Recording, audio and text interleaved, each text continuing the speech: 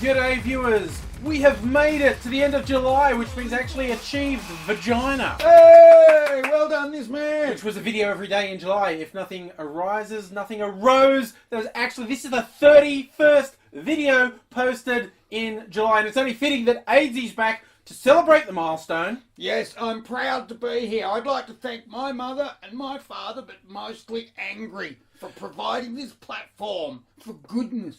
Yep, and I tell you what, I've been limiting myself to one topic a video, so I didn't run out of things to talk about this month. Only fair. Been saving some stuff, but in keeping with the theme of the whole month, about 90% of the videos have involved what a bunch of fuckheads people in the federal government are. And it's spectacular, the gift that keeps on giving. And I'm going to be brave and talk about two things in this video.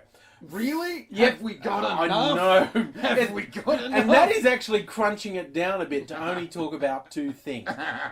First up, we had the debate between Conservative Senator Cory Bernardi, aka Mr. Fuckstick, and Labor Senator Penny Wong about marriage equality. We in the gay community prefer to call Bernardi Tool Monkey.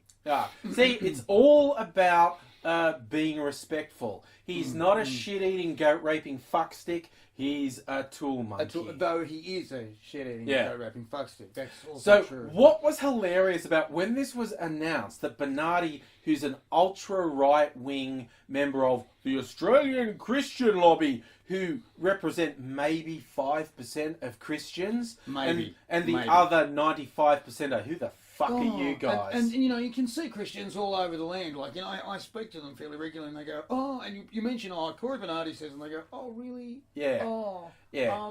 This is like saying that ISIS represents Christians, basically. Yeah.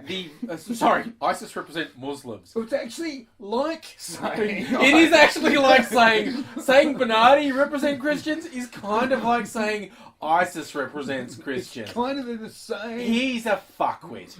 And Penny Wong is a lesbian. She has a partner. They have a child. She is of Asian descent. So for white, conservative, old school fuckwits like Bernardi, she is the devil, basically. Yeah. But also she's about 1,000,000 times more switched on than him. So when the announcement was made, they would debate one another. People are going, "Oh, that's like a Rottweiler and a kitten. Oh my God." Yeah, it's going to be messy and ugly. And you know that on Bernardi's side, they're saying, "Oh, it's just a chinky bitch. This will be a squash match." And everyone else just went along for blood sport. It was really premeditated. This is going to be awful. Let's watch. Yeah. And, of course, the thing is, I don't know if it was Wong's decision herself or if someone had a word in her ear like, don't eviscerate him. No. It's like you're kicking a puppy if you do that. Yeah, like, you know, you hit a puppy with a rolled up piece of newspaper on the nose and say, "Bad. Bad, Cory. Bad." You don't put your foot over its skull and scrush it slowly and watch all the poo and entrails come out the other end. Yeah, and that's what she easily could have done. Because when you look at what actually happened, Bernardi's opening statement set the tone when he said, and this is an actual quote, and there's a bit of that tonight. He said, "Marriage is not a right. It's not invented. Marriage simply is." You know? Which kind of led people to think Bernardi might have been on shrooms or something. Which would have been funny. Yeah, and if you've seen the Australian movie The Palace, it was a whole bit of, it's a vibe, it's a feeling, it's a thing. It's the vibe. Yeah. So, despite the fact this was obviously factually inaccurate. Kind of all of it, actually. Yeah, because marriage obviously was invented. Yeah. It's a legal construct. Yes. It's a contract governed by the power of the land. And that has meant different things over the years. And history shows us that it occasionally meant actual same-sex unions. Yeah. It occasionally meant polygamous unions. Yeah. For him to say it always involved one man, one woman, and it just is, is kind of, well, what's the word? Wrong. Fucking stupid. Stupid, yeah. Fucking stupid. Fucking stupid as. Really. And then he started focusing on the kids. Oh, the Talking about the kids. For God's sake, someone think about the children. Which is very weird to say to a lesbian in a committed relationship who has kids. Yeah, too. Yeah, so... And she actually sort of broke the news a bit gently. Yeah, Cory, we've got kids. Not up for grabs.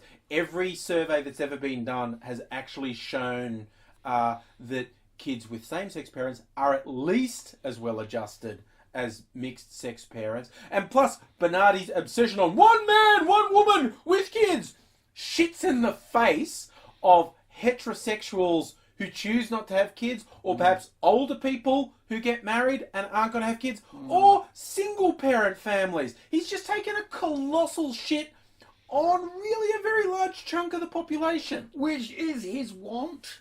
And, you know, I think it's important for a group of people to sit in their own judgment of other people and choose legally what they can and can't do. And possibly my other favourite moment was when Bernardi started denying he had ever said, oh, you let the gays marry and then it's going to be bestiality. Bestiality? And he denied he said that, and... I didn't actually say that. Well... And Wong just said, well, check Hansard. Check the parliamentary record where you where said it. That was the actual thing you said. You know when sometimes people say something fucked in a really ambiguous way, and you go, what they meant was... And they go, I've got plausible deniability. No, he actually said it. He actually said you'd end up with bestiality. That was what he said. And he's stupid enough to go in public saying, never said it. No. Just because you've got documented records of me saying it. I know you are, so what am I? And so, yeah, it was the predictable outcome. Bernardi represented a bleating minority of the population, said a bunch of shit that made no sense. And it was embarrassing. Ugh. And again, yeah, okay, our Christian friends out there, we know you're not Bernardi, okay? We know that. We get We're that. not tarring you with that brush. We're not like that. We're saying he's over there. Yeah. We're not just making blanket statements that don't bear up to scrutiny. But we'll just say he's there. He's a fuckwit and he represents almost no one. And... he's so self-involved and so fucking stupid, he set himself up for this colossal failure, which honestly says a lot about this government. It does, and it's a bit of a pattern lately. Yeah, and one that I haven't touched all month, and people have been amazed I haven't touched it, because I was just waiting to see how it played up, was Bronwyn Bishop. Hey! Yeah, and her abuse of expenses, her blowing an enormous amount of taxpayer money. And people said, why haven't you talked about it? Well, I thought AIDzee might like to talk about it. And I thought, it's again, we mentioned the gift that keeps on giving. What came to the fore is when people found out she spent $5,000 of taxpayers' money on a helicopter flight to a fundraiser for another Liberal Party politician to a destination that would have taken an hour to drive to by car. Yes. So that is breaking the rules of going to a private fundraiser and saying it's official party business, which is actually... it's not. And B is just, again, shitting in the face of the public. Yeah. By saying, oh yeah, I could drive, which would take an hour. Well, it gets better than that, because she could drive, but really what would happen is she would get the taxpayer driver to drive her. Right? Yeah, she wouldn't be paying for a taxi. No, it wouldn't be a taxi. And it costs $11.80 to take the train from Melbourne to Geelong. Which Malcolm Turnbull did just to take the piss. Another government minister. This is possibly my favourite thing. People are going, oh, Bronny's awful. And yeah, look, okay, the abuse of the expenses, and she blew something like $1 million of taxpayers' money in a year. Which is good going. Yeah, $90,000 on one trip to Europe, which was just to get her a job, which she failed to do. Yeah, right. And so the levels of fuck you in this are... kind of typical for the everyone's focusing on $5,000 out of about $1 million, and So you think, why is that important? Because symbolically, taking a fucking helicopter when you could have just driven is just saying fuck you to everyone. All of you.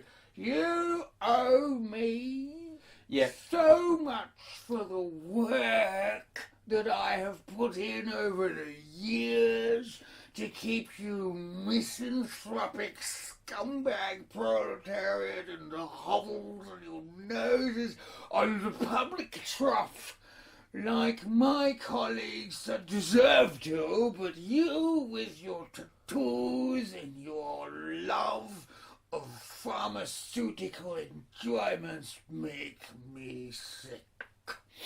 Says Bronny. Yeah, and I think it's that shitting in everyone's face that has got everyone upset. And what for me was, my favourite bit was not exposing Bronwyn Bishop as, you know, she's an incredibly biased speaker, she's an incredibly incompetent speaker, she's just blowing an enormous amount of taxpayer money with no justification. No, showing the chinks in the Liberal Party armour was what made me laugh. Because everyone knows the Labor Party's torn apart by factions. They're very public about the way they do They things. really are. And I mean, they get into government and they eat themselves. It's a thing. And the Liberal Party have this fiction that they have no factions, that they're of one voice. We are united. And it's against the little people. Complete fiction. And that really came out. Like, we mentioned Malcolm Turnbull, but he hates Tony Abbott, who's Bronwyn Bishop's biggest supporter. So, of course, he's going to take the piss. But Joe Hockey, the treasurer, who's in lockstep with Abbott, apparently fucking hates Bishop. So when it came out, Hockey actually said, no, she's out of line. Yeah. This doesn't pass the sniff test. So Hockey threw her under the bus. Right. And just said, fuck her, I hate her. And she bit back, which was hilarious. When the journalists went to her and said, Joe Hockey said it doesn't pass the sniff test, he thinks you've done the wrong thing. What do you say? She says, Joe, he's the guy who said poor people don't drive cars. He says lots of dumb shit. And I was like, oh! Oh my God. They're like tearing each other apart here, which is fucking glorious. And it's capped off towards the end of this week with, from the Labor Party's perspective, the best possible result. She hasn't resigned. And she's not going to resign. Opinion polls, 75% of the population thinks she should. About 60% of Liberal voters think she should resign, that she's fucked up. But she won't. And she's gone on record as saying, I won't resign because I have the Prime Minister's support.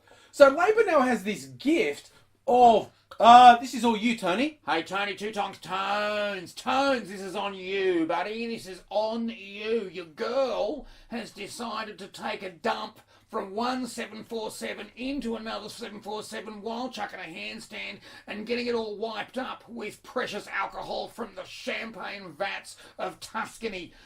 What do you reckon about that, Tones? Yeah. And the hilarity is a lot of people saying, and of course Labor do want her scalp. Labor do want her taken out.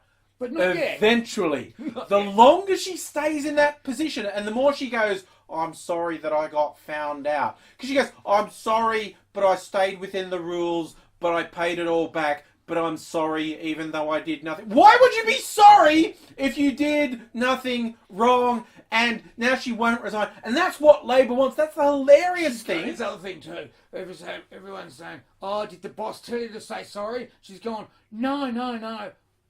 I did it. It took 3 weeks, right? It took 3 weeks for her to say sorry. It's like, and Abbott's going, she's genuinely sorry. The fuck she is! Shit. She would have said it out of the gate if she was genuinely sorry. And now the last 10 years of her expenses are being investigated, which should be fucking hilarious. Yeah, that will be hilarious. And so now, we're in the next sitting of Parliament, it's just blood sport. The independents have said they're going to launch a no confidence vote, which probably won't get up. Labor have just said, we're going to say fuck you to the government on everything, so long as she's in the seat. So this is what, they've dug themselves this hole, and their ego, particularly Bishop's ego, but also Abbott's ego, is so big, they don't realise the hole they've dug themselves. And they're going to keep digging. Yeah. They do this every time. It's beautiful. Because this is win-win for Labor. When Bishop finally goes, and it's inevitable that she will, when she finally goes, that's a victory for them. They got a scalp. Right. the longer she stays in is also a victory for them because it makes the government look shit every day she stays in. They are hemorrhaging public support every time she opens her head and every time Tony defers to the frickin' Speaker of the House. They can't do any government business without having her going, yep, no, maybe, get fucked.